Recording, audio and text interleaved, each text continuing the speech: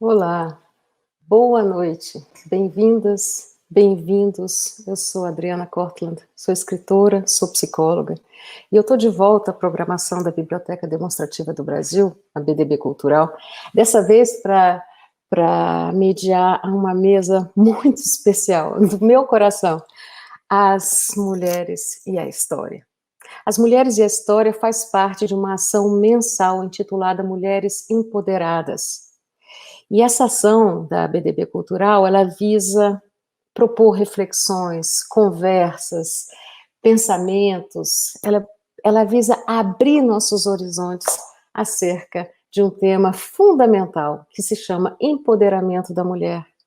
E isso a BDB Cultural faz de várias formas, palestras, encontros, mesas como essa, enfim, várias coisas, temas atuais, temas variados que nos convidam a refletir.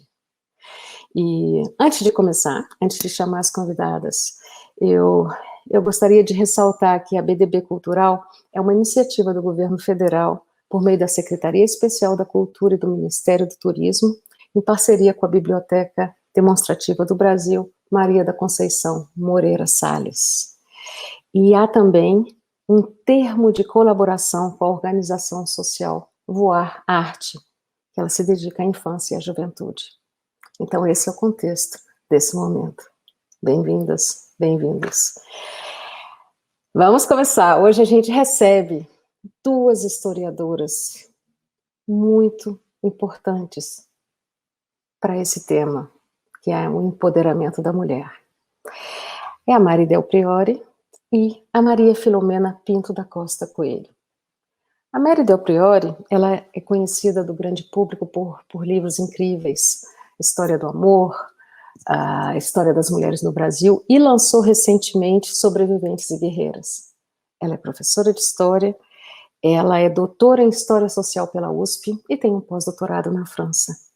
Ela já ganhou vários prêmios e ela se dedica, prêmios literários, né? E ela se dedica a estudar e a apresentar para o grande público aspectos super necessários para a nossa sociedade.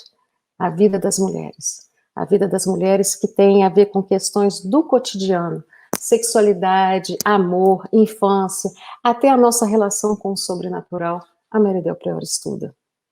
Ela publicou recentemente Sobreviventes e Guerreiras, e onde ela apresenta a mulher brasileira de 1500 a 2000. Essa é a Mary, e ela vem daqui a pouco. Mary, bem-vinda, bem-vinda. Muito obrigada por estar aqui conosco. O convite maravilhoso, iniciativa tão importante, é isso aí. Eu digo sempre que o meu lugar de fala é o meu lugar de escuta, e eu vejo que vocês constituíram aí um lugar de escuta de grande importância para as pessoas falarem, se escutarem, se entenderem. Nós temos que buscar o diálogo, quer sobre a nossa condição de mulher, de mulheres no plural, que é muito diversa, e quer também a nossa condição de cidadãs de países que estão aí lutando para diminuir a desigualdade, para investir mais na educação, na saúde, enfim, estamos juntas, é um grande momento. Muito obrigada pelo convite. Obrigada. E eu também convido a professora Maria Filomena Pinto da Costa Coelho, que é pós-doutora em História. Ela é professora da UNB e autora de um romance que eu particularmente amo de paixão, chamado Cabelos de Vênus.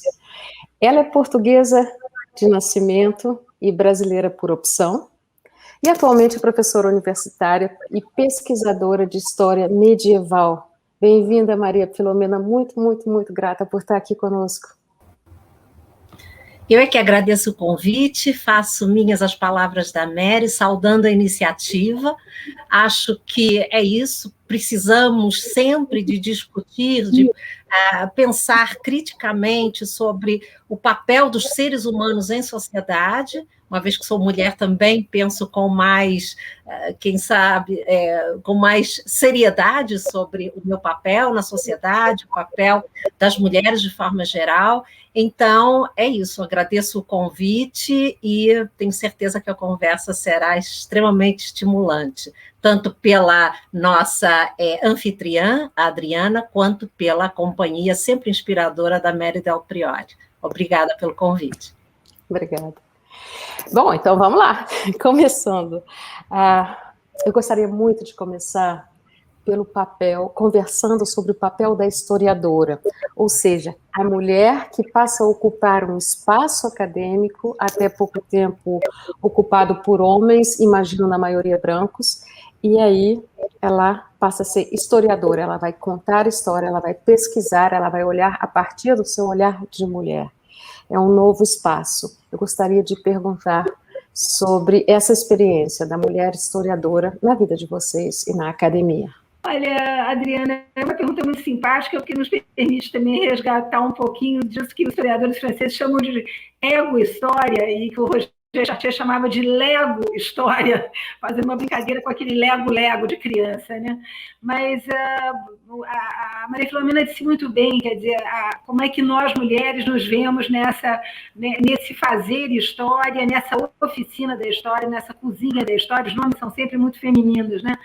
E nessa contação de histórias também, que é uma coisa muito feminina. Eu comecei muito tarde, eu digo sempre que eu sou um exemplo para aquelas pessoas que ficam em casa vendo a sessão da tarde, que os filhos estão grandes, porque eu fui estudar, meus filhos eram pequenos, eu comecei a carreira bem mais tardiamente, e com a sorte de começar no momento em que a segunda vaga do movimento feminista estava bombando na Universidade Brasileira e também na Escola de Altos Estudos, onde tive a oportunidade de passar 2 vezes em pós-docs, mas de conviver com uma revista feminista que estava se fazendo na época, que chamava-se Penélope, e que reagrupava, sobretudo medievalistas francesas, né? Uma abordagem muito etnográfica, da qual eu herdei todo o interesse pelas pequenas coisas, pela comida, pelo vestir, pelos hábitos de higiene, pelo corpo.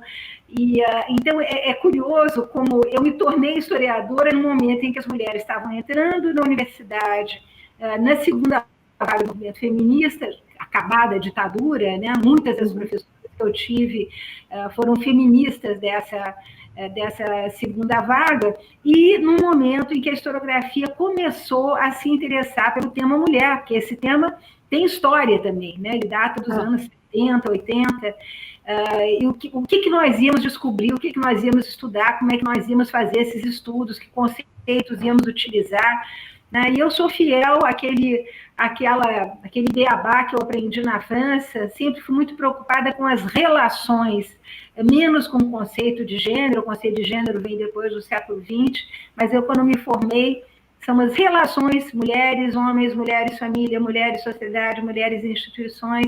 Então, meu percurso foi esse. Certo. Maria Filomena, você gostaria de falar alguma coisa sobre isso? Então, a minha trajetória, enfim, eu quase diria que é difícil eu pensar no que eu me tornaria se não fosse pela história mesmo, ou seja, desde muito cedo a minha paixão era realmente pela história. E com relação a essa conexão, né, entre a mulher e a historiadora, eu diria que eu tive uma experiência bastante interessante, talvez na contramão do que muita gente suporia, né?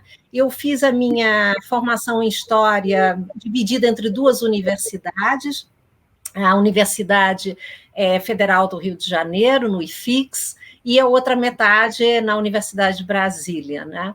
E isto no início dos anos 80, e eu devo dizer que em ambos os departamentos de História eu encontrei historiadoras que eram muito fortes, mulheres muito fortes naquela época, né?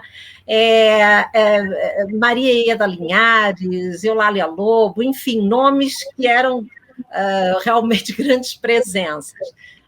Depois, com o tempo, claro, fui estudando a própria relação entre as mulheres e a profissão de historiadoras ou professoras de história, e claro, a gente se lembra, não, eu não me lembrava, mas acabei aprendendo sobre a trajetória de uma das primeiras, talvez, historiadoras brasileiras, Alice Canabrava, né, que certamente a Mari sabe a história dela melhor do que eu, mas que sofreu, no início da sua carreira, sérias restrições, né, preconceito mesmo, né, com estratégias bastante, digamos, baixas, inclusive, né, para impedir, né, que ela prosseguisse na carreira, né. Ela acabou conseguindo, e ela conta isso nas suas memórias, o que é absolutamente constrangedor para quem lê, né? Eram outros tempos, mas ainda assim coisas bastante negativas, né? Mas eu, né, convivi desde o início com essa presença muito forte de mulheres e inquestionável. Eram mulheres que não eram questionadas, não sei se nos bastidores, mas eu não percebia dessa forma. Então, eu tive bons exemplos, né, de mulheres historiadoras. Isso me lembra, por exemplo, como é importante, né, que nós tenhamos, desde jovens, desde crianças e jovens, enfim, exemplos, né? Exemplos diferentes, né? E isso realmente marca, né? A Chimamanda, naquela sua TEDx, né, que viralizou, né, ela fala disso. E eu me vi numa situação talvez diferente, mas sem perder, obviamente, a noção de qual era o papel da mulher na sociedade, né, de forma geral. Claro que não. Bom, com relação ao meu interesse pela Idade Média, se deve, talvez, a perceber tratar-se de uma temporalidade que também sofre grande preconceito, né?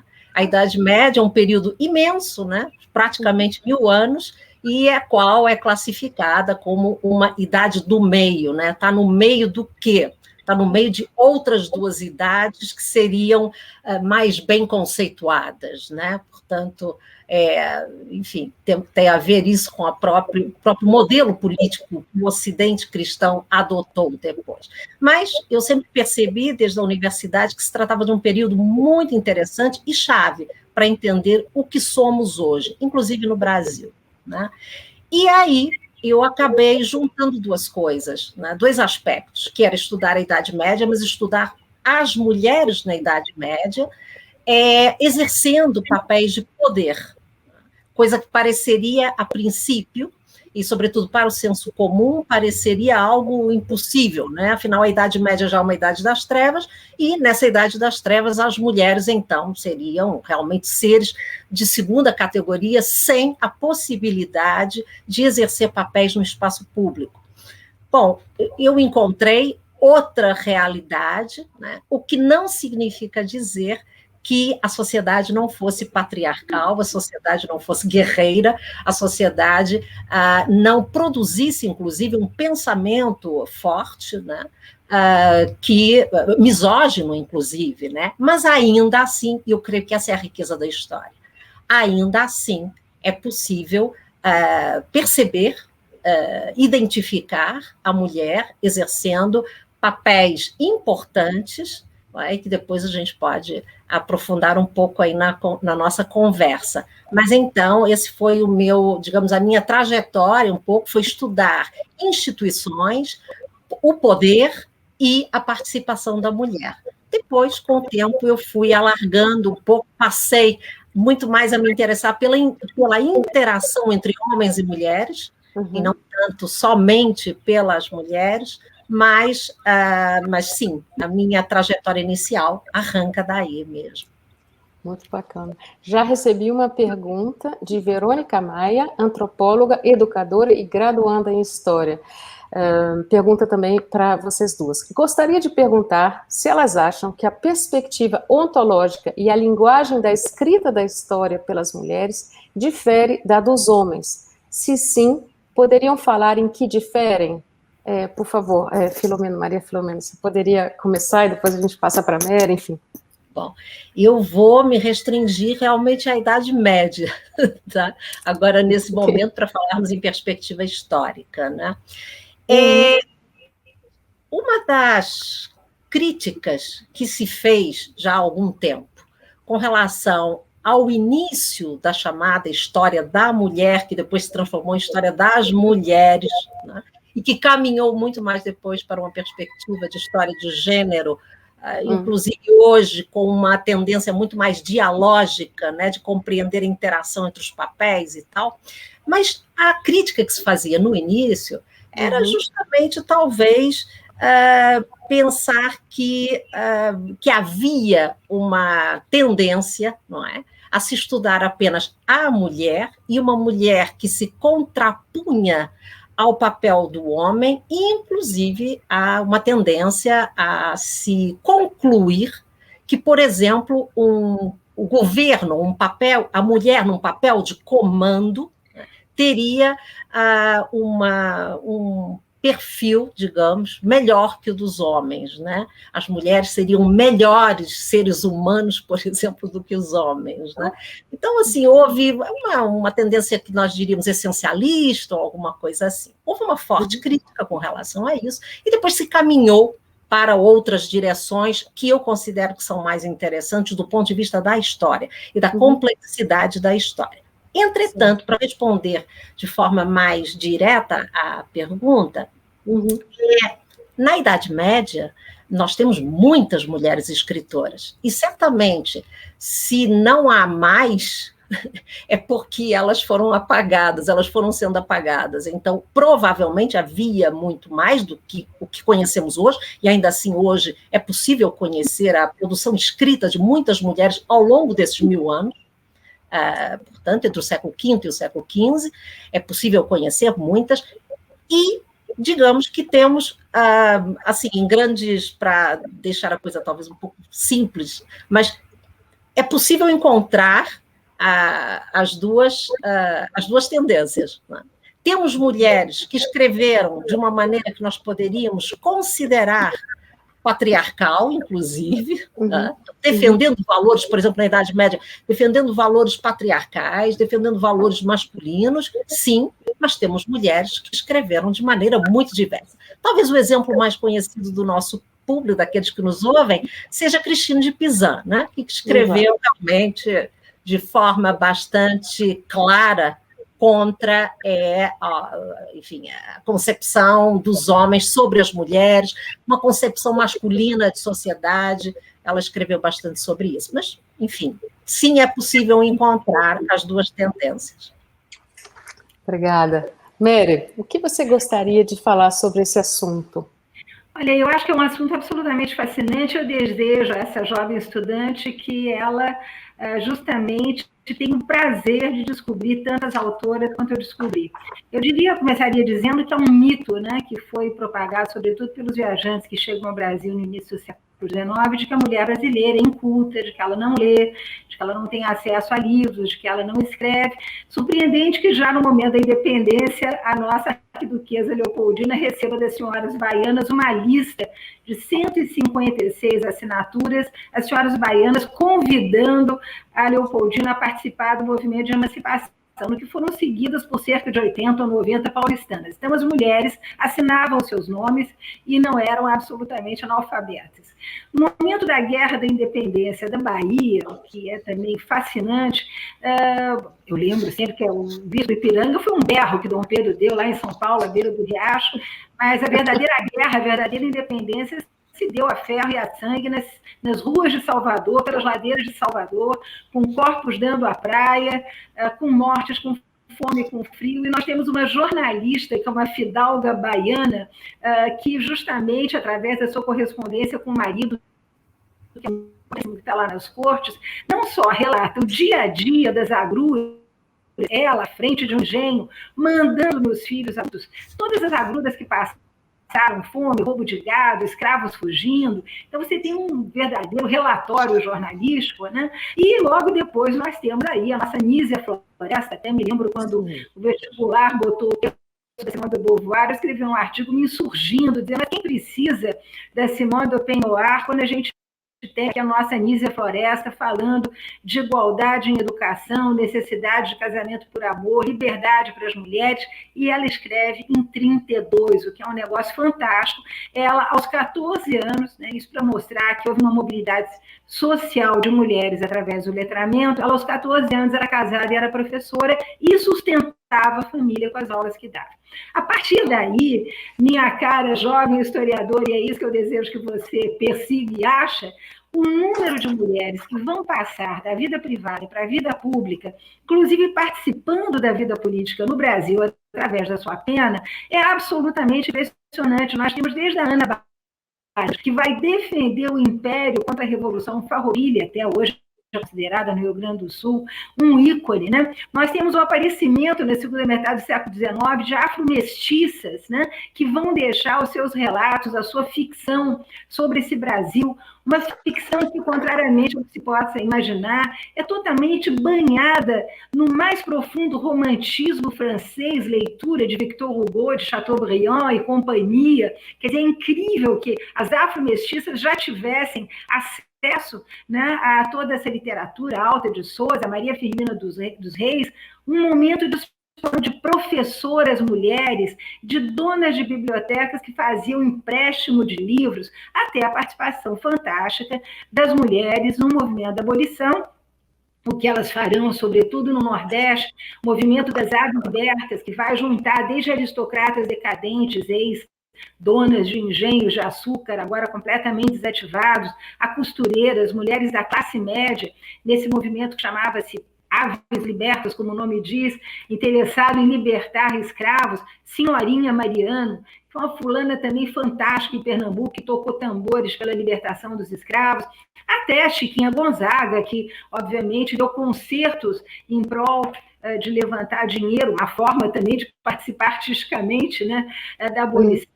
Então, a pena na mão das mulheres e o letramento que começa, pasmem, já no final do século XVIII, porque nós temos um trânsito grande entre Europa e Brasil, graças ao Ouro de Minas, vai permitir que muitas mulheres, através da sua escrita, através da sua voz, que é uma voz muito diversa, a Maria Filomena já falou, você tem gente de elite, tem gente que é das classes médias, que cresceram enormemente no século XIX, e a gente pode ouvir todas essas vozes e degustar o Brasil através dessas vozes.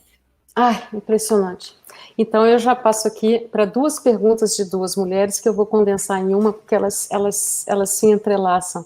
É a pergunta de Ana Cleide, que é servidora pública para a Mary, e também de Cristiane Sobral, escritora e professora. A pergunta é a seguinte, Mary, eu peguei o gancho naquilo que você falou, né? Você acredita que ao longo dos vários movimentos históricos brasileiros, a mulher tem sido retratada de forma condizente com o papel que elas realmente desempenharam? Por favor, cite 3 nomes de mulheres marcantes na história do país e por que elas são marcantes. Olha, eu estaria sendo injusta com milhares de mulheres anônimas, porque eu acho que as grandes revoltas do Brasil, as grandes transformações, não foram feitas por mitos, né? Hoje mesmo gravei um documentário sobre, enfim, a famosíssima Marquesa de Santos e a Leopoldina. O que dizer? Isso é a verdadeira carne de vaca, a gente pegar esses nomes e dizer, bom, foi Princesa Isabel. Primeiro que eu não acredito em mitos, quer dizer, eu acho que todas essas mulheres que nós hoje consagramos e que têm verbetes e dicionários, elas são muito desencarnadas dos problemas que enfrentaram, dos problemas que trazem dentro de si, você que é psicanalista, psicóloga, sabe disso perfeitamente, e que a historiografia vem com muito tato, com muita inteligência, e a partir de uma pesquisa, a meu ver, consequente, tentando desconstruir. Eu digo sempre que desconstrução não é destruição, mas é a possibilidade de aproximar protagonistas da história daquilo que nós, seres humanos, somos, né? Nossos problemas, nossas angústias, nossos medos, nossas paixões. Então, eu gosto mais daquelas heroínas anônimas que a gente encontra muitas vezes nos testamentos, nos inventários, e nas memorialistas. Eu recomendo sempre vivamente a leitura jornalistas, para contarem um pouco do passado e mostrarem como se constroem os papéis femininos na nossa sociedade, do que as grandes mulheres. Eu não acredito nem nas grandes mulheres, nem nos grandes homens, né? Eu gosto dos pequenininhos.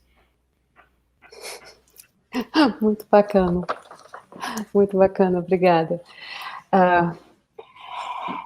Maria Filomena, a sua fala, logo no começo, você falou uma coisa que me tocou, que é A Idade Média acabou há um tempão, mas ela perdura, ou seja, existem ecos daquilo que foi vivido, pensado, falado, que nos atingem até hoje, que com certeza formam também o ser masculino, o ser feminino e tudo mais. Eu selecionei três pensamentos que fazem parte da Idade Média. O primeiro é de Santo Agostinho, né? Mulheres não deveriam ser educadas ou ensinadas de nenhum modo. Deveriam, na verdade, ser segregadas, já que são causas de horrendas e involuntários problemas em santos homens, ereções em santos homens. Depois a gente tem no Sínodo de Macon, que é no século VI, a discussão se a mulher pode ser considerada um ser humano. Depois tem Martinho Lutero, que fala do casamento, um livro chamado A Vida Íntima do Casal, onde ela recusa e não quer, onde a mulher recusa e não quer, o marido rouba o seu corpo, o qual foi dado a ele. A gente vê aí durante séculos, então, uma construção de um papel da mulher como inferior e tudo mais. Apesar de você ter falado que, claro, que na Idade Média aconteceram muitas e muitas mulheres que não se restringiram a esse papel. Mas como que essa construção desse pensamento ainda nos atinge? Adriana, se levantou um aspecto muito importante ainda hoje para os historiadores, né? Que é essa relação com o tempo, né? Afinal, a história deve ser contada na curta duração ou na longa duração, enfim. A ideia é que nós misturemos as duas perspectivas de tempo, né? O que você se referiu tem a ver com uma cultura política, né? Tem a ver com algo, valores que são positivos e negativos, mas que duram, que perduram, né? Eles não são os mesmos, eles vão se transformando de acordo com o momento histórico e de acordo com a maneira como homens e mulheres se apropriam desses valores, não é? Para traduzir a realidade que eles estão vivendo, né? Para moldar a realidade.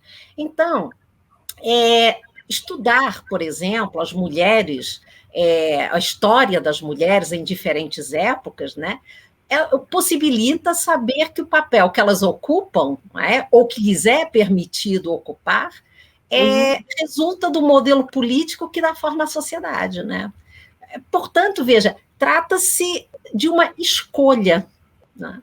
E toda escolha pode ser transformada. Essa é a importância de estudar a história, que nos dá essa vivamente, né, nos transmite essa certeza, né? São escolhas, nem todos podem escolher, claro, né? Mas aqueles que escolhem um modelo, como desenham um modelo, mas isso não é uma natureza, isso pode ser transformado, né? Então, o papel da mulher na sociedade, sua valorização ou sua desvalorização, então, não é fruto de algo que veio, então, como eu dizia, com a natureza, né?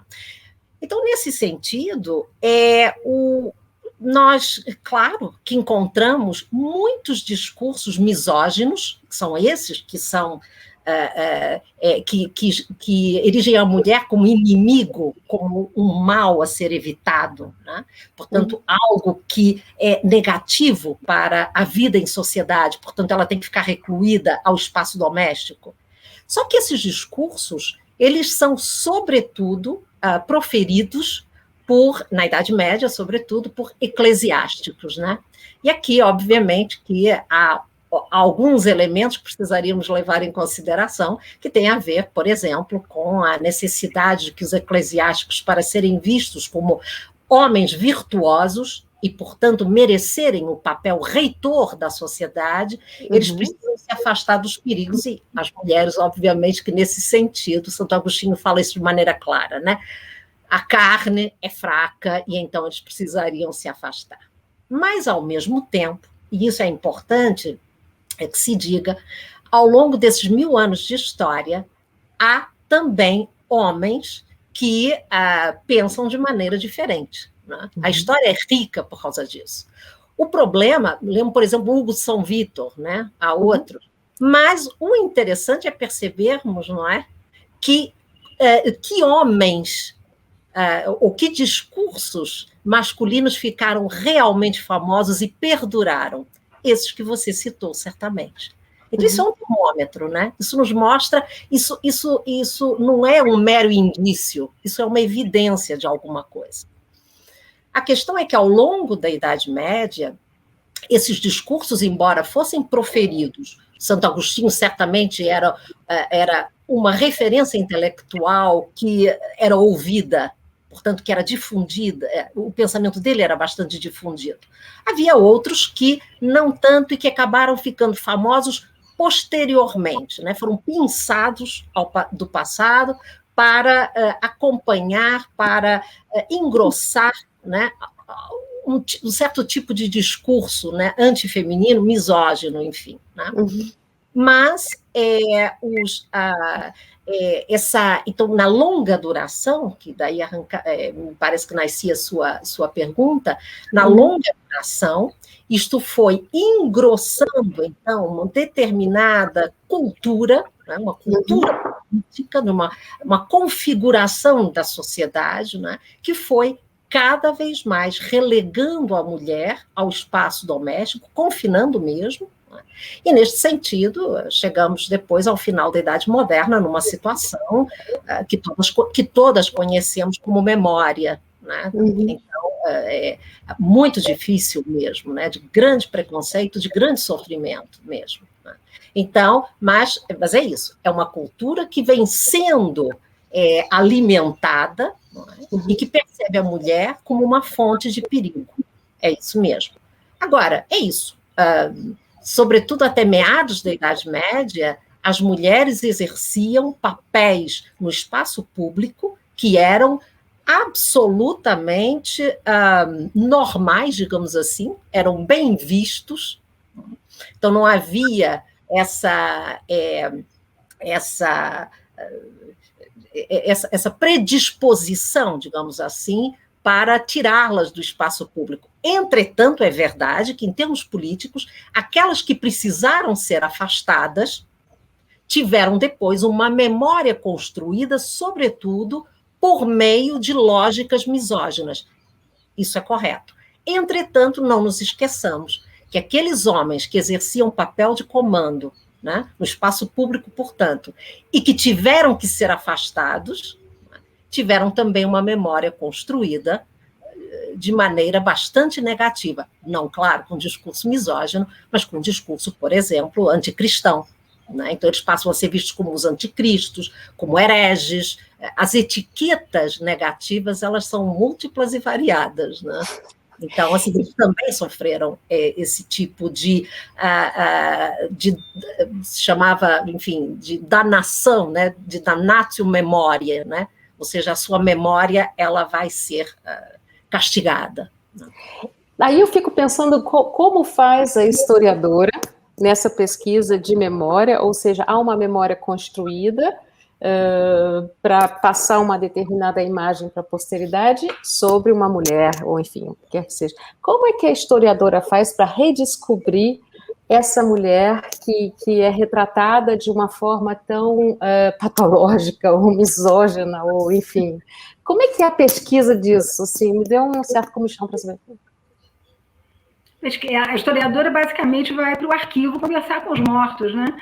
O papel do historiador é essa conversa com os mortos permanente. Só queria lembrar que esse caudal de falas aos quais a Maria Filomena se referia, ele vai engrossar justamente no século XVI, momento em que o Ocidente cristão está chegando aqui ao Brasil, com a fala dos médicos que consideravam também o corpo da mulher um corpo menor, inferior. Nós tínhamos carnes moles, tínhamos ossos frágeis, éramos seres lunares, as nossas menstruações eram regidas pela lua, as nossas gravidezes também, enquanto que os homens eram seres solares, expunham os seus órgãos genitais, enquanto nós os tínhamos internamente. E o mais interessante é que essa base, né, desse tão vilipendiado patriarcado que a gente vê vai sendo demolido ao longo dos tempos, ele vai ser engrossado pelo patriarcado, ou pelos patriarcados com S, africanos com S, embora a costa dos escravos vá do Senegal, o Congo, e ali nós temos mais ou menos nações que têm a mesma visão sobre a mulher, e embora não tenha nem os critérios políticos do Ocidente cristão e nem a religiosidade do Ocidente cristão, eles consideram as mulheres também seres absolutamente inferiores, né? Eles são a favor da poligamia, porque a mulher só serve para procriação, eles são a favor da infibulação e decisão do clitóris, porque a mulher não pode ter prazer. Em outras palavras, nós temos aí uma adaptação de todo o discurso, que eles nem conheciam, obviamente, do Ocidente cristão para a África, né? As mulheres estéreis, como o Ocidente cristão, expulsas da comunidade. Então, a mulher é também um diabo familiar nas Áfricas. E, obviamente, esse patriarcado africano vai se juntar com o nosso dos povos autóctones, que eram eles também, na época, estavam no estágio do Paleolítico Superior, e onde também essa divisão entre a vida familiar, o papel da mulher na casa, a maternidade, a agricultura, a sobrevivência do velho e das crianças, diferia dos papéis masculinos. Então, isso tudo constitui um pacotão, né, de patriarcados que as mulheres vão tentar desarrumar, ou melhor, desembrulhar ao longo da história, e o fazem com muito sucesso, né? Porque esse corpo menor que os médicos retratavam, ele é possuidor de um veneno fortíssimo, que é o sangue menstrual, capaz de matar, né, um homem, envenená-lo, ou ele é detentor do leite, que é essa coisa maravilhosa, que é um sangue que costura perto do coração, com o calor do coração, se transformando em líquido branco para alimentar a criança, que permite à mãe modelar a criança a sua imagem e semelhança. Então, a gente percebe que em tudo, absolutamente tudo, as mulheres sempre tiveram formas ardilosas de subverter o discurso patriarcal e de reagir ao discurso patriarcal. Mas isso é necessário ir para os arquivos, examinar os documentos e extrair desses documentos justamente essas histórias anônimas das quais eu falava, que é onde a gente vê melhor, com mais clareza, a resistência nos diferentes segmentos da sociedade, né? Desde a mulher escravizada, a mulher forra, né, do início do século XIX, 43% da população brasileira forra e ativa, até as mulheres de elite. Quer dizer, em toda parte nós vamos ver as mulheres fugindo do discurso e erigindo as suas próprias vidas a contrapelo desses discursos. Eu acho fascinante. O lugar é o arquivo. Uau, assim, muito, muito fascinante, inclusive pegando aqui um gancho nisso, né, São Tomás de Aquino, que falava que a mulher é um homem incompleto, então a história das mulheres de se tornarem sujeitos de si mesmas, ou seja, de se mostrarem, evidenciarem como completas, e aqui eu selecionei 2 trechos de livros de vocês que eu prezo muito, gosto muito. O primeiro é de Maria Filomena, que é o romance que eu gosto tanto, Cabelos de Vênus. Fala da Elvira sobre o seu próprio desejo. De repente sentiu uma enorme necessidade de se mortificar por aquela felicidade ilícita. Eu gostaria que a Filomena, então, Maria Filomena, por favor, falasse sobre essa longa trajetória histórica da mulher para ser sujeita de seu próprio corpo, de seus desejos, de suas decisões, enfim, a mulher como sujeito de si mesma. Depois tem um trecho do livro da Mary Del Priore, que é uma citação que ela usa em História das Mulheres do Brasil, uma citação de Elisabeth Rallo. É chegado um tempo em que o corpo da mulher irá nascer das palavras das mulheres. Então, essas 2 falas que eu pesquei de 2 livros, elas falam sobre uma viagem no tempo, pelo tempo e pelo espaço das mulheres para se tornarem sujeitos de si mesmas. Então, por favor, Maria Filomena, você poderia contar um pouco sobre essa trajetória? Essa frase que você selecionou, Adriana, eu acho que ela condensa, né, um problema realmente daquilo que falávamos, né, da cultura política, né? Uhum. Ou seja, a personagem do livro, né, ela sente necessidade de se mortificar por um desejo ilícito. Ou seja, o ilícito, essa classificação, quem é que deu? E como é que ela, apesar de ser algo íntimo, ela introjeta. Então, assim, isso é muito forte, porque no final, toda essa cultura que nos envolve, ela acaba penetrando, não é? No nosso íntimo, muitas vezes. Então, a ponto dela considerar que aquilo era ilícito. Por quê? Porque uma autoridade, neste caso masculina, sem dúvida, né, assim o decretou. E aquilo de tão repetido desde a infância acaba entrando, e aqui você, como psicóloga, sabe a força que isso tem, não é? Como isso acaba penetrando e, como diria o povo hoje, toma conta, né? E toma conta. Bom, então é uma frase... creio que do ponto de vista histórico é bem escolhida por você, né? Eu não tinha assim pensado realmente sobre ela, mas quando a sua escolha me fez realmente reconhecer isso. Bom, ainda relativamente à pergunta que você tinha feito anteriormente, que me parece assim, se você permitir, que me possibilitará também desenrolar um pouco essa questão da trajetória histórica destes temas, destes problemas, na verdade, muito mais que temas são problemas. Veja, quando eu iniciei a minha pesquisa de doutorado sobre os mosteiros de uma ordem monástica, né, chamada Ordem de Cister, que é uma ordem de São Bernardo de Claraval, enfim, 5 mosteiros de mulheres, 5 mosteiros femininos. Veja, eu encontrei logo um problema a partir toda a documentação dos mosteiros da mesma ordem, mas masculinos, toda essa documentação faz parte hoje do Arquivo Nacional da Espanha. Portanto, estou no Arquivo Nacional em Madrid. A documentação dos mosteiros femininos, não. Por quê? Porque no século XIX, quando se constituiu o Arquivo Nacional na Espanha, se considerou que a documentação dos mosteiros masculinos era digna de compor a documentação nacional para a história da nação Espanha. Os documentos dos mosteiros femininos, não. E sabe por quê? Porque se considerava que a prática institucional desses mosteiros femininos era incompleta, para recorrermos a Aristóteles de novo. Era incompleta. Era realmente uma grande instituição. Essa experiência institucional não estava à altura dos padrões da própria instituição. Então, veja como aqui, como dizia a Mary, o próprio arquivo já é uma pista importante, a maneira como o arquivo está configurado, como ele está organizado, aquilo que o arquivo selecionou e aquilo que o arquivo deixou de fora, por considerar que era menor.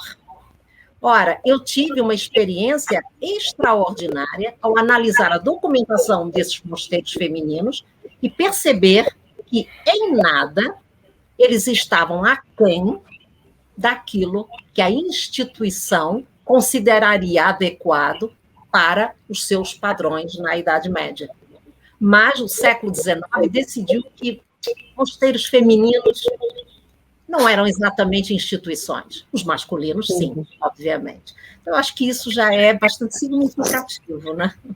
Já, bastante. Adriana, só completando o que a Filomena está dizendo, daí a importância para o historiador cruzar fontes.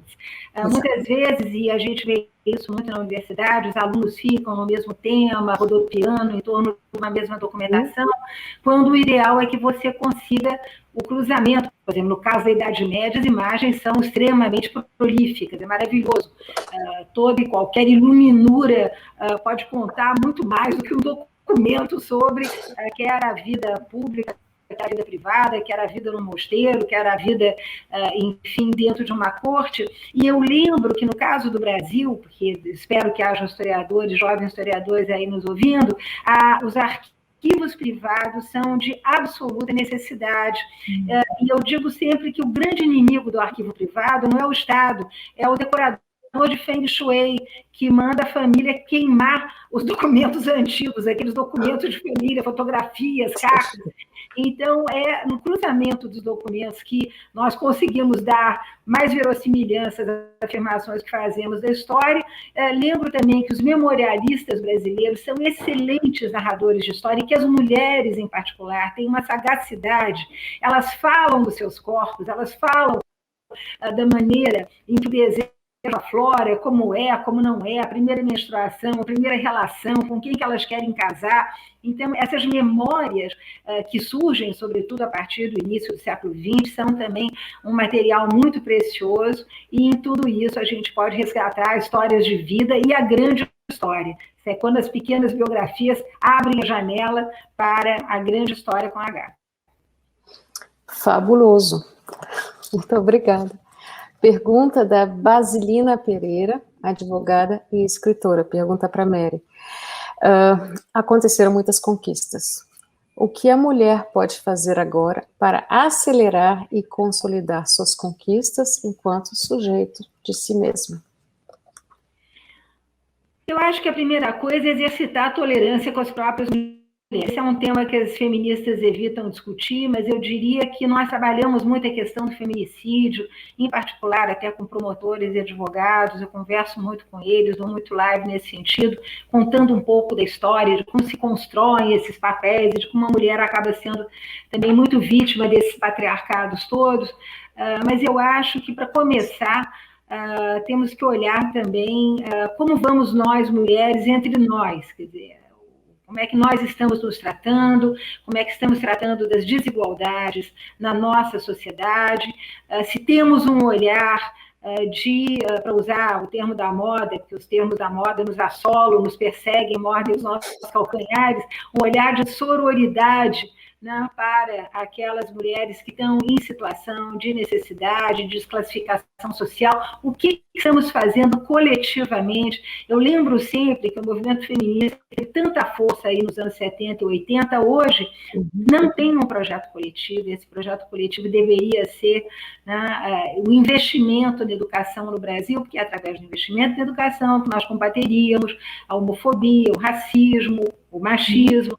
Então, eu acho, sobretudo para quem está nessa área do direito, que abrange muita coisa, família, relações com filhos, violência com a mulher, que nós temos que trazer não só os homens para dentro do debate, como nós conversávamos informalmente no início desse nosso bate-papo, ouvir os homens, tentar perceber como é que se constroem padrões masculinos, dos quais depois é tão difícil escapar o homem viril, o homem forte, o homem que tem ereções permanentes, que tem dinheiro no bolso o tempo todo, como fugir, né? Também dar a esse homem a capacidade dele se desfazer dessa camisa de força. E entre as mulheres, nós estamos tomando cada vez mais espaço na sociedade. Nós já somos mais de 50%, temos mais de 50% de lares brasileiros conduzidos por mulheres, mas eu acho que está faltando um projeto comum e está faltando nos escutarmos e rompermos essas barreiras de classe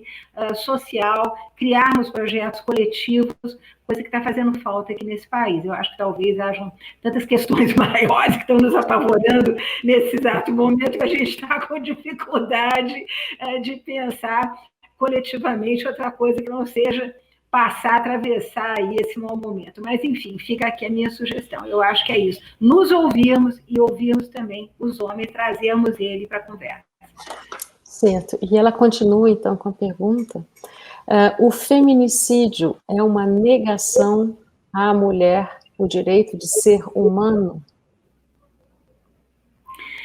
Olha, se nós olharmos para trás, assassinatos de mulheres existem desde sempre inscritos na legislação portuguesa, a nossa legislação que vigorou até a primeira Constituição de 1823. Matar a mulher adúltera, a mulher que se encontrasse adulterando, seria a coisa mais plausível do mundo, tanto é que nós tivemos até os anos 70 essa questão da defesa do feminicídio em nome da honra do homem, aí absolutamente assumida, e temo, e você que é advogada deve saber disso melhor do que eu, que na cabeça cabeça dos homens essa escusa, essa explicação continue muito vital.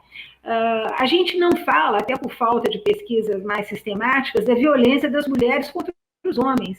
As mulheres não só, muitas vezes, empunharam armas contra os seus algozes, souberam reagir de mil maneiras, né? Se vingando 2 ou 3 dias depois, mandando eliminá-los, matá-los, esquartejá-los. Enfim, houve sempre uma resposta, de alguma maneira as mulheres estão tentando responder, não em massa, não como nós temos hoje, um feminicídio a cada não sei quantos minutos, mas as mulheres souberam responder a essa violência em várias circunstâncias, e eu lembro que a violência da mulher, a violência física da mulher contra a mulher, continua sendo um item a ser estudado, a ser aprofundado, e hoje, né, quem está no legislativo sabe que há um problema grande com a terceira idade no Brasil de mulheres jovens que maltratam mulheres velhas. Então, eu diria que todas essas configurações que vêm com heranças do passado, né, com heranças que se nos colam à pele, continuam aí empurrando para, eu diria, comportamentos que estão ainda no estágio não civilizado e que convém rever. Acredito muito que a formação de mulheres, o estudo e uma consciência cada vez mais apurada do papel que nós temos, inclusive, como educadoras, como cidadãs, poderá melhorar a situação de uma maneira geral, mas acho que ainda estamos longe disso. Certo. Uma pergunta para Maria Filomena, também na questão de feminicídio. O feminicídio foi, na Idade Média, algo estrutural, ou seja, ele era contido nos códigos legais, enfim, em algum momento na Idade Média? Então, como disse a Mary muito bem, se a mulher é entendida num papel inferior, né, é claro que aquele que está acima dela, que está juridicamente acima dela, tem o direito sobre a vida dela. Então, isto não é, também sabemos que isto não é só relativo, isto não acontecia unicamente na Idade Média, mas no Império Romano, né, nas lógicas jurídicas romanas, né, e posteriormente também. Bom, eu penso que hoje em dia, né, e aqui gostaria também de acrescentar algo ao que a Mary colocou antes, porque me parece fundamental, se nós não realmente privilegiarmos o princípio do respeito ao outro hoje, não adianta escolhermos bandeiras solitárias, digamos, ou de grupos apenas, para desenvolver uma luta, né, com relação aos direitos, que são absolutamente inquestionáveis, claro, e legítimos, mas o final desta história, embora nós não sejamos videntes, mas o final desta história certamente não vai ser frutífero, nem sequer para o próprio grupo. Tá? Enquanto não tivermos a coragem, né, de pensar realmente a sociedade, o modelo societário, né, que queremos, todas essas lutas muito individualizadas, elas tendem a fazer muito barulho, sem dúvida alguma. As suas lutas, reitero, me parecem absolutamente necessárias, legítimas, urgentes, mas elas têm que ser feitas, têm que ser levadas a cabo no bojo de uma compreensão mais geral do modelo de sociedade que pretendemos atingir, né? Pretendemos realizar na história. Então, sem isso, com relação, então, às mulheres, é a mesma coisa. Trata-se, evidentemente, de realizarmos na história, então, o tal projeto democrático, né, igualitário, né, de igualdade de direitos, para todos, mulheres, homens, negros, negras, enfim, todos aqueles que hoje sofrem duramente com o preconceito e com a exclusão. Certo, muito, muito obrigada. Aqui vem mais uma pergunta da Basilina Pereira. qual é o papel da historiadora na divulgação dessas conquistas que já foram alcançadas pelas mulheres, enfim, em todo esse trabalho? Como a historiadora contribui atualmente para comunicar a todas e todos as conquistas sociais das mulheres? Por favor, Mary. Mas, Irina, eu quando saí da Universidade de São Paulo, eu saí justamente porque eu tinha um projeto de divulgação da história. Foi um escândalo na época, porque as pessoas não se lembram, mas nos anos 2000, falar em divulgação era a coisa mais, digamos, mais negativa, mais empobrecedora. Livros de divulgação eram razão de riso, e falar em uma história que servia para um maior número de pessoas era então uma piada. Mas eu sempre tive esse projeto. Hoje isso se chama História Pública. História Pública é uma matéria nascida, uma disciplina nascida nos Estados Unidos, inventada por um historiador americano, pasme, em circunstâncias que estão muito parecidas com as nossas aqui hoje. Ele, nos anos 70, percebeu que ele estava formando muitos jovens historiadores, mas que esses jovens historiadores não tinham qualquer visibilidade ou inserção no mundo ativo, produtivo. Então, estavam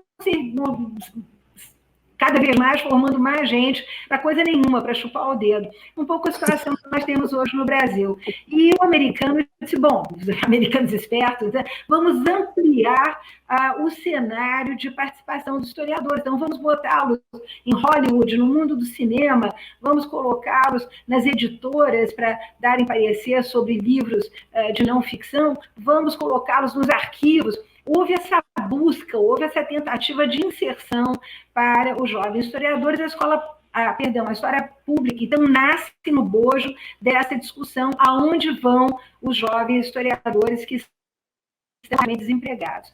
Hoje nós temos exatamente com esse problema aqui no Brasil, porque nós temos mais de 100 pós-graduações de história públicos. Os privados, então, são legião, né? Sobretudo a distância, assim, assado, vale absolutamente tudo.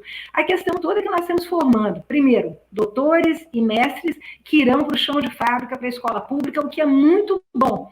Isso vai levantar o nível da história na escola pública, mas também deixará os jovens historiadores a escolha entre esse tipo de trabalho e o desejo de que alguém que dê aula na universidade pública morra, seja assassinado, desapareça, tenha uma peste, porque só assim esse jovem historiador vai ter a possibilidade de fazer um concurso. Os concursos são cada vez mais enxutos. Então, essa necessidade de divulgação e de história pública nasce exatamente dessa necessidade de inserção de jovens historiadores em outros espaços que não sejam a universidade e o chão de fábrica, que é a escola pública. Maria Filomena, por favor, você gostaria também de acrescentar? Sim, esse panorama e essa transformação, sobretudo, que a Mary apresentou, tem sido trilhada por vários nossos colegas, mas, ao mesmo tempo, também eu queria ressaltar que aqueles que fazem um esforço hoje em dia dentro das universidades, né, para mostrar a historicidade desses papéis. E quando eu digo historicidade dos papéis femininos, por exemplo, e da presença da mulher na sociedade, é justamente ressaltar essa possibilidade de transformação desses papéis, né? Então, que isso, insisto, isso não é um desígnio divino, as mulheres não nasceram para serem submissas, para estarem em outro papel, não, isso foi uma escolha feita pelo modelo societário. Né? Então, há um esforço, e aí eu gostaria de, na nossa conversa aqui, lembrar o esforço de alguns colegas no campo da literatura, da filosofia e da história, relativamente à Idade Média, ao papel das mulheres na Idade Média, que estudam isso com muita competência e que dão difusão aos seus trabalhos, né? Na história, a professora Andréia Lopes Frazão, na Universidade Federal do Rio de Janeiro, a Cláudia Brochado, aqui na Universidade de Brasília, Marcelo Pereira Lima, na Federal da Bahia. Então, são historiadores que levam muito a sério digamos assim, essa incumbência, né? Ou seja, que realmente entendem a necessidade de que isso seja transmitido e de que isso tenha realmente uma difusão com uma perspectiva transformadora, né? Embora estejam falando de Idade Média, né? Eu disse também na filosofia, na literatura, Luciana Calado, a Maria Simone Marinho Nogueira, enfim, são nomes, certamente estou esquecendo de outros, mas para deixar também aqui esse registro. Tá certo, tá certo. Uma pergunta para você, Maria Filho, mas é minha. Eu, quando li A Cidade das Mulheres, eu fiquei impressionada. Claro que eu li uma versão traduzida para uma linguagem moderna. Eu fiquei impressionada com alguns pensamentos dela que são altamente modernos, outros altamente antigos, mas enfim, como essa mulher, da onde saiu esse pensamento de uma viúva que trabalhou no século XIV para sustentar seus filhos?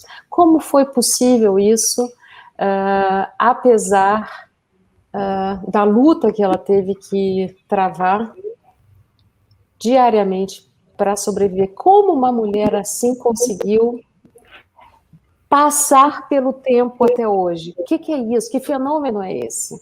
Uhum. A Cristina de Pizan, ela continua sendo fonte de grande inspiração. Né? Certamente foi menos em outras épocas e retornou no século XX com força total. Entretanto, veja, a Cristina de Pizan, ela deu início, sem certamente pretender, a uma expressão em francês que certamente você, Adriana, e a Mary conhecem bem, que é a tal da querelle des femmes, né? Que é essa das... Portanto, as mulheres têm uma querela, elas apresentam uma querela com relação ao seu papel e à maneira como certos homens as veem e questionam a sua presença no espaço público e a sua natureza, inclusive. Né? Essa querela, não é? Ela nasce com a Cristina de Pizan, mas ela se estende ao longo de vários séculos depois. Então, a Cristina de Pizan, com a sua Cidade das Mulheres e outros escritos, ela propicia essa, digamos, uma onda de querelas, né, que se mantém aí ao longo de vários séculos. Né? Como é possível isso? É muito interessante porque a própria pergunta já acende um alerta. Quer dizer assim, veja, ou a Cristina de Pizan era uma exceção, mas uma exceção assim, realmente extraordinária, ou então significa que havia a possibilidade de algumas mulheres se manifestarem. Isso é interessante também, de não perdermos isso de vista, né? Porque senão, veja, como dizia a Mary lá no início da fala dela, mais ou menos, o que vai acontecer? Vamos atribuir sempre a uma excepcionalidade. A Cristina de Pizan vira mito também, né? Então, assim, é uma exceção, na verdade. Não. Certamente não eram todas as mulheres, não é? Certamente havia muito mais homens que escreviam do que mulheres, mas as mulheres escreviam e nem por isso eram perseguidas ou silenciadas. Algumas eram. Por quê? Porque batiam num certo, digamos, num certo limite permitido, né? E que, portanto, precisava ser reprimido. Mas, veja, muitos homens passaram por isso também. Escreveram, né, reflexões que foram duramente perseguidas e castigadas. Né? Nós sabemos, enfim. Mas existe uma quantidade de mulheres que vem antes da Cristina de Pizan, né, que eram conhecidas na Idade Média pelos seus escritos de várias qualidades, muitos escritos daquilo que nós chamamos de escritos religiosos ou místicos, né? Mas que eram muito interessantes também, porque eram as mulheres contando as suas experiências místicas. E aqui, gente, Catarina de Siena, né? Tantas assim, só para citar. Hildegard von Bingen. Exato. Né? Mas temos outras que escreveram sobre outros assuntos. Então, por exemplo, há uma abadesa muito famosa que se chama Roswitha de Gandersheim, né? Que escreveu num mosteiro beneditino entre o século X e o XI, né? Escrevia em latim e, sobretudo, a sua referência era Terêncio. Ela escreveu obras de teatro, ela escreveu poemas, ela escreveu histórias. Né? Então, assim, obras épicas, digamos, né? Então, há mulheres que escreveram sobre vários assuntos antes. E A Mary lembrou muito essa questão do corpo feminino. Vejam, há um caso de uma mulher que é também paradigmático nesse sentido, que é o de Trótula de Ruggiero, ou a Trótula da Escola Médica de Salerno. A Trótula escreveu tratados médicos ginecológicos e femininos, não só ginecológicos, mas femininos, e que se tornaram referência, né, para a prática médica. Vejam, a Trótula escreve entre o século XI, meados do século XI, se acha que ela faleceu no final mesmo do século XI. Os tratados dela eram usados na Idade Média, continuaram a ser usados, e nunca houve nenhuma, digamos, nenhum problema com relação à autoria da obra dela ao longo da Idade Média. Entretanto, no século XVI, como já referiu a Mary, né, o século XVI ele é bem complicado para a história das mulheres, começou a se questionar como era possível que um tratado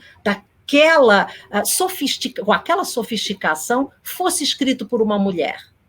E aí começaram a negar a autoria feminina da Trótula, dos tratados da Trótula. Até que mais recentemente, só recentemente, é que se recuperou por uma, enfim, agora para não nos alongarmos, mas com muita pesquisa histórica, se reabilitou a autoria feminina desses tratados tão interessantes para aquela época, né?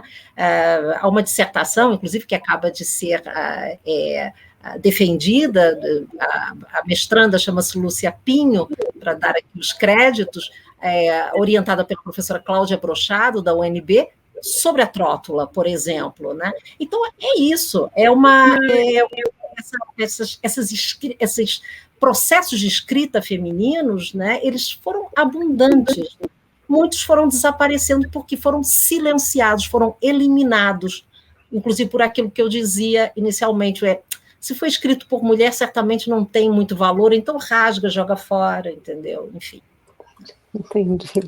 Aí a gente entra no mais um tema que são os pseudônimos, as mulheres anônimas, ou mulheres que publicam com nomes masculinos. E aí a Mary já citou a Maria Firmina dos Reis, que não usou um pseudônimo, mas que publicou Úrsula escrevendo Uma Maranhense. A gente tem a grande, famosíssima George Sand, que é Amantine de Franqueuil, enfim, mulheres buscando espaço a partir de um nome ou de uma identidade feminina, tão contestada por uns e afirmada por outros, a própria Papisa Joana, enfim, há essa busca de uma saída de um papel imposto a partir do nome ou de uma apresentação masculina. Mary, quando você faz as suas pesquisas aqui das mulheres do Brasil, você percebe essa tendência? Ela aconteceu aqui no Brasil, como foi na Europa, foi diferente? Como foi a saída da mulher do espaço privado para o público?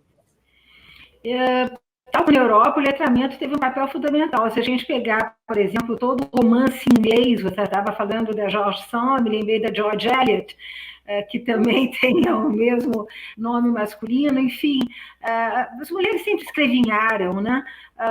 O Gilberto Freire dizia com muita graça que as protestantes levavam vantagem porque elas escreviam as suas memórias, elas se confessavam através dos seus textos, elas falavam da sua intimidade, da sua espiritualidade, elas falavam de si, ao passo que as católicas iam para o confessionário, confessavam tudo para o padre, e não tinha mais nada para contar, não tinha mais nada para escrever.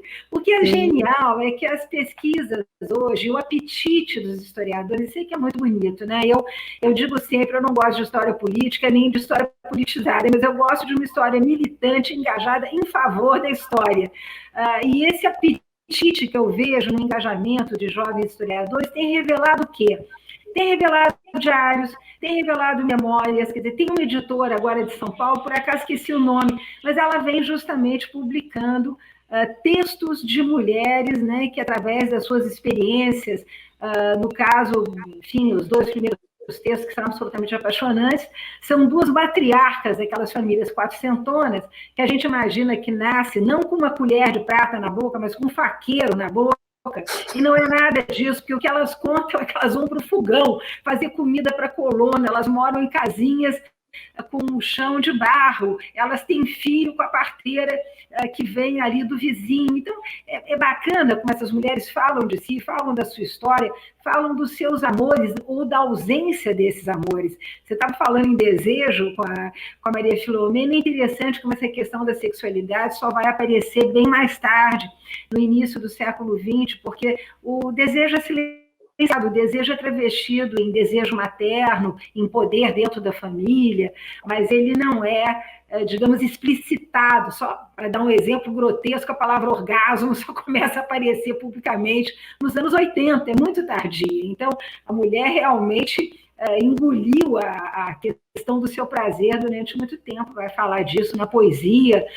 Aqui e ali nós temos poetisas no início do século XX que vão tratar desse tema, mas realmente é raro. Mas tá aí, os arquivos estão regurgitando desses documentos fantásticos e mostrando que as mulheres souberam se contar, souberam se narrar, muitas vezes omitindo questões que para nós são absolutamente fundamentais, gozava, não gozava, foi para a cama virgem ou não foi, quer dizer, totalmente desinteressantes para aquele período, porque o contexto era completamente outro, mas a voz dela está lá, né? E menos do que as inglesas ou menos do que as francesas, elas escreviam sim e deixaram aí os seus relatos. Mais uma pergunta para você, Maria, e depois eu acho que a gente vai chegando nas nossas considerações finais. A etnia das mulheres do Brasil, né? A mulher branca pode ser frágil, mas a mulher negra e a indígena, por exemplo, não. Como é hoje em dia a pesquisa das etnias compondo, construindo a mulher indígena, a mulher afrodescendente e a mulher de descendência europeia chamada branca? Primeiro que nem todas as brancas foram frágeis. Eu acho esse um dos mitos que estão sendo desconstruídos. É ridículo. Quer dizer, a mestiçagem no Brasil, ela nasce de brancos pobres com índios e com africanos. Então, vamos pensar aí numa infinidade de mulheres brancas pobres. Aliás, basta olhar a história de São Paulo, do Rio Grande do Sul, do Paraná, para vermos que há uma grande maioria de mulheres agricultoras que comem o pão que o diabo amassou, pequenas comerciantes, têm exatamente os mesmos problemas. Quer dizer, essa elite cafeicultora ou a elite canavieira, né? Teve mulheres muito trabalhadoras. Aliás, é um erro achar que porque eram mulheres ricas, eu lembro que o pecado da preguiça era algo de muito consistente, as pessoas tinham um pavor de ser consideradas preguiçosas. Você pega o diário da Condessa de Barral, ela está às 5 horas da manhã descascando feijão, socando mandioca, fazendo remédio para escravo. Então, esse mito da mulher como uma sinhazinha idiota sentada numa rede, infelizmente construído pela televisão, pela burrice da televisão brasileira, levou a considerações como tal. Hoje o que nós temos são espetaculares trabalhos sobre a escravidão, revelando inclusive a mobilidade social enorme, né, que nós tivemos no final do século XVIII em Minas Gerais, por exemplo, onde a Chica da Silva não foi absolutamente única, mulheres como ela, que se valeram de relações com homens brancos, para ganharem dinheiro, terem bens, libertarem os seus filhos para estudarem em Coimbra ou na Sorbonne, terem fazendas, terem escravos, um número realmente muito consistente, o mesmo número também de mulheres livres, negras e ricas, nós vamos ver em Salvador, nos inventários de testamentos do Rio de Janeiro, no Arquivo Nacional, percebe-se nitidamente essa classe média afro-brasileira ou afro-mestiça, de mulheres casadas, né, em que ele trabalha, ela trabalha, e eles somam, então, os seus bens para terem uma posição de classe média relativamente segura.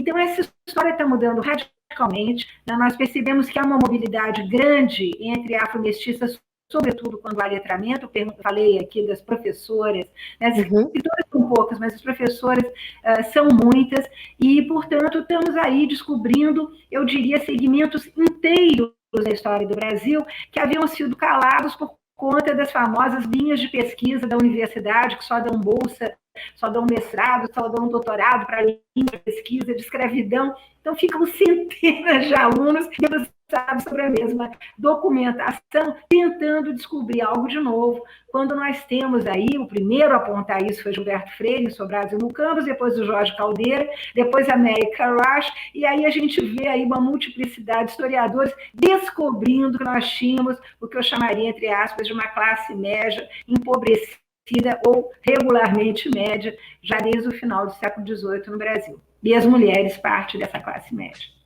Incrível. Maria Filomena, gostaria de fazer algum comentário sobre esse assunto? Não, eu acho que o que a Mary colocou, acho que abrange realmente a questão mesmo. O que importa, me parece, é alargarmos o horizonte da pesquisa, né? Para entendermos, uma vez mais, como é que as coisas funcionam em sociedade. Porque se perdermos a noção do todo, estamos perdendo, me parece. Estamos perdidos. Da conclusão, né?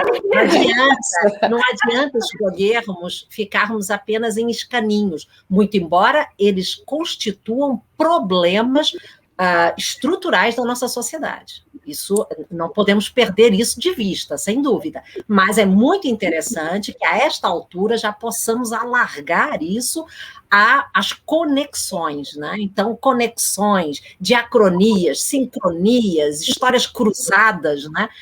Me parece que esse movimento de histórias cruzadas pode ser muito frutífero, né? Para entendermos a sociedade, como é que as coisas funcionam.